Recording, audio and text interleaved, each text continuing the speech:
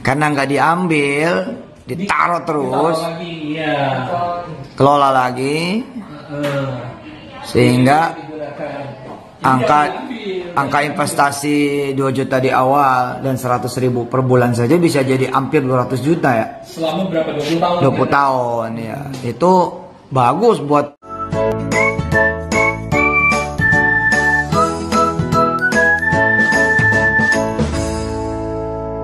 Assalamualaikum warahmatullahi wabarakatuh. Welcome back to my channel Detektif D. Teman-teman, kita balik lagi ke Pipeline Asset Management ya. Nah, sekarang kita bicara tentang pengelolaan dana reksadana yang menurut saya sedikit mungkin kurang mapan dalam marketingnya atau bagaimana. Jadi ya nggak berkembang, alhasil Pak Jaman menjual.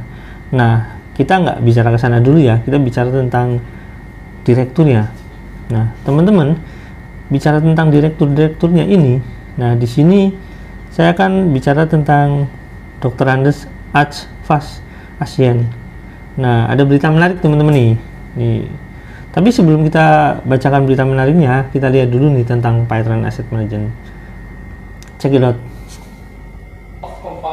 The power of compounding. Kalau mobil kita tabrak itu dikupon juga.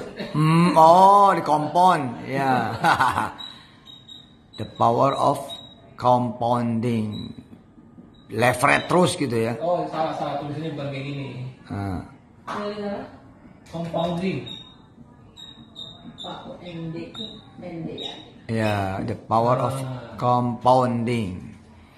Sebenarnya ini bunga berbunga, tapi karena kita tidak hasil. Iya, karena kita syariah kan. Hasil dari capital gain. Yes. Bukan bunga. Yes. Karena nggak diambil, ditaruh terus, kelola lagi, sehingga angka investasi 2 juta di awal dan 100.000 per bulan saja bisa jadi hampir 200 juta ya. Selama berapa? 20 tahun? 20 tahun ya. Itu bagus buat pensiun teman-teman yang pada kerja. Iya. Ya kan? Terutama yang lagi kerja, lagi produktif. Iya betul. Jangan nabung di bank. Iya. Ya, kalau orang bank nggak mau denger itu. Kalau bank kan saving, sifatnya kan kita menyimpan. Kalau reksadana itu kita menginvestasikan. Iya, mengembangkan kan. Karena kalau bank itu saving memang. Karena kalau kita simpan di bank pun, bank juga naruhnya di aset manajemen lagi di antaranya kan. Kredit juga. Jadi mending langsung aja. Bagus itu benar. Compounding, hasil dari capital gain. Itulah kenapa nabung investasi yang 100.000 saja per bulan itu bisa sampai 200 juta dalam 20 tahun. Anggap aja buat anak ya. Juga selain pensiun, buat program pensiun buat anak, betul nggak? Betul. Pas kuliah dia ada dana gitu kan? Betul. Pas nikah ada dana. Ada teori yang mungkin bisa diaplikasikan juga. Apa itu? 100.000 nih. Ya. Digaji. Gaji katakanlah rupiah 1 juta. Yes. Lah ya. Ya. 1 juta. Nah, 10%-nya itu kan sama dengan 100.000. Yes, ya. 100.000. Yep. Tapi kan gaji nggak tetap dong selama 20 tahun. Iya. Nah, rumusnya adalah kalau gajinya naik jadi 1.500.000, Ininya jadi 150. iya, ini harusnya tetap 10%. Ini di luar sedekah ada nih ya. Iya. Di luar pakai kekuatan langit nih ya. Gitu. Iya benar, dunia akhirat jadinya. Jadi jangan berhenti di 1 juta, tapi diterusin. Iya. Gitu. Malah saya lagi mau campaign gini loh. Pengeluaran apapun Anda supaya balik duitnya, investasiin 10%-nya. Misalnya gini, beli mobil 300 juta. Supaya duit beli mobil itu kembali, ya, lebihin 330. 30-nya taruh di reksadana. Nanti si 30 juta itu bekerja, kembali tuh duitnya 300 juta. Iya. Umroh juga begitu. Umroh 30 juta. Nah, siapin dananya 33 juta. 3 jutanya taruh di reksadana. Jangka panjang. Ini jangka panjang. Gitu. Nah, ini udah ada tabel-tabelnya luar biasa ini. Ini contoh aja ya. Contoh. Ini asumsi loh ya. Ini simulasi investasi reksadana syariah. Veteran Asset Management. Ini naruh 2 juta tanpa investasi apapun lagi per bulannya.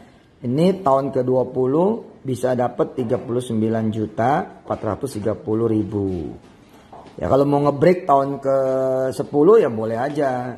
Jadinya 8 juta 800. Tahun ke-5, ke-10, ya. ke-15. Tahun ke-5 mana ini? 20. Ya, Nah, ini bulan ke-60 ya, berarti ini 5 tahun. tahun ke-5 jadi 4,2. Ini jauh nih kalau di perbankan. Iya. Ini tanpa yang bulanan loh ya. Nah, kita lihat nih kalau 2 juta saja lalu ada yang bulanan. Nih 2 juta terus bulanannya 100 ribu. Jadinya 200 juta bos. Bayangkan kalau naruhnya lebih. Nah, di sini misalkan dihitungin. Ada lagi nih, misalkan yang mana nih? Nih. Nah, nih naruhnya 5 juta.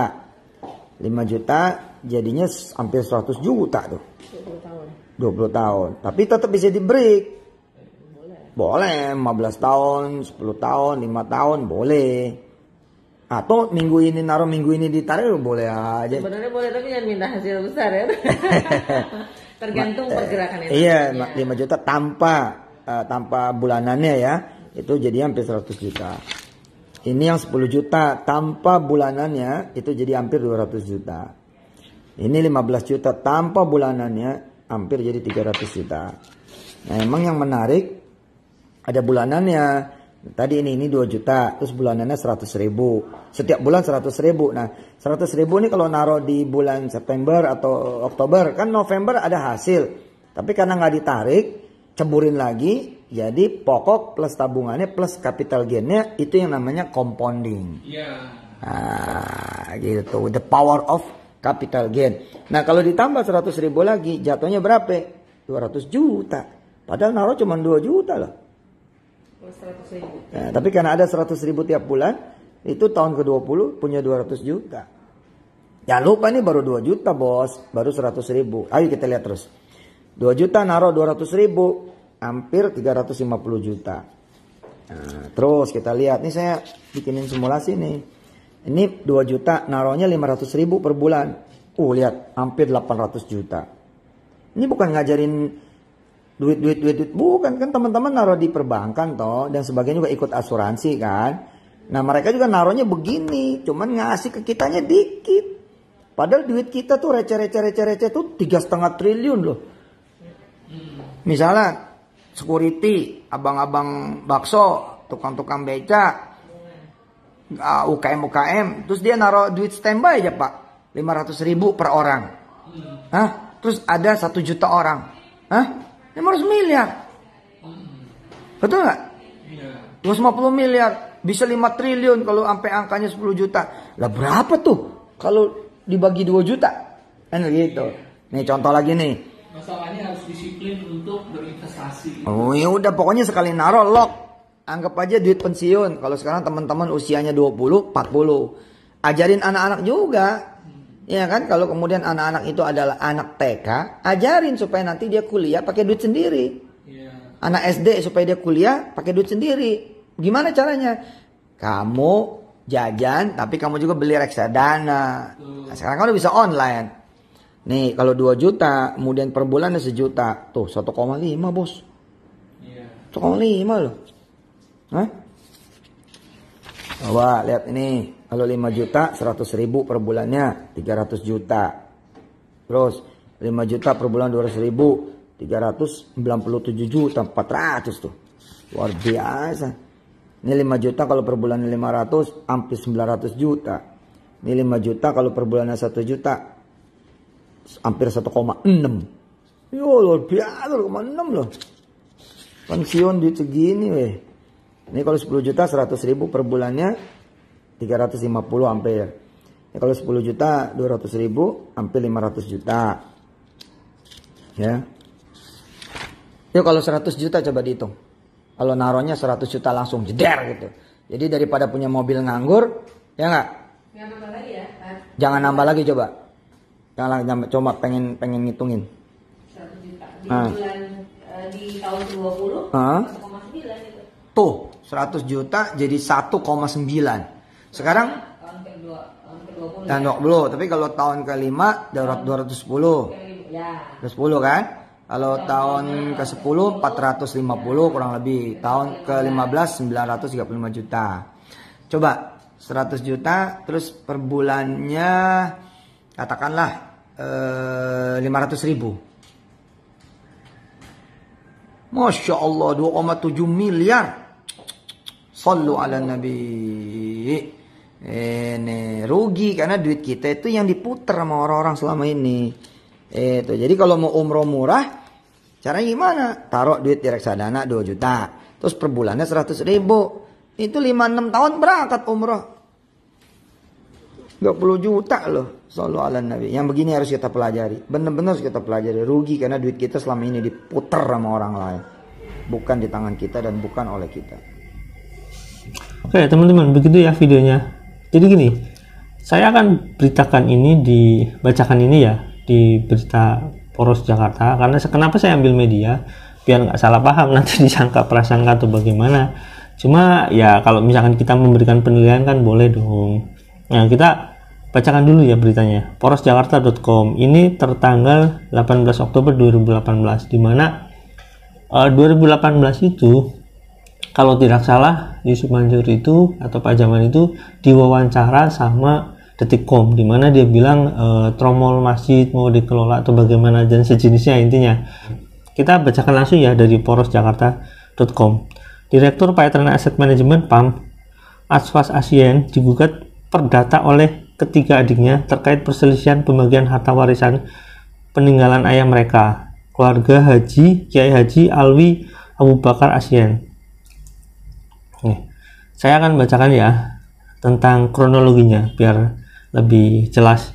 Ketika adik Aswas Asien ini bahasanya agak susah. Ketiga adik Aswas Asien, yakni Yati Ahyati Asien, Eni Aryani Asien, dan Arwani Asien, memberikan kuasa kepada Iskandar Siregar SH untuk melakukan gugatan di Pengadilan Negeri PN Jakarta Selatan pada Rabu 17/10/2018. Surat gugatan itu tercatat dengan nomor registrasi perkara bla bla bla ya, tanggal 17 Oktober 2018. Menurut Iskandar, sebelumnya gugatan ini didaftarkan Aswas Asien sudah disomasi. Somasi dilayangkan ke kediaman Aswas di Jagakarsa ya, Jakarta Selatan. Sayang sekali Aswas tidak mengindahkan somasi adik-adiknya. Dia juga tidak menghubungi ketiga adiknya atau kami sebagai pengacara sampai batas waktu yang diberikan. Jelas Iskandar Siregar di Pengadilan Negeri Jakarta Selatan. Oke, jadi kalau misalkan posisinya seperti itu berarti si Aswas Asien ini adalah anak pertama ya dari keluarga dan dia anak laki-laki satu-satunya mungkin di sini.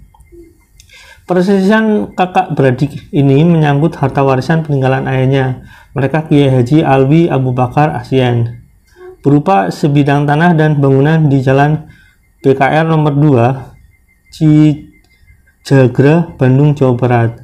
Jalan BKR itu Badan Kemerdekaan Rakyat.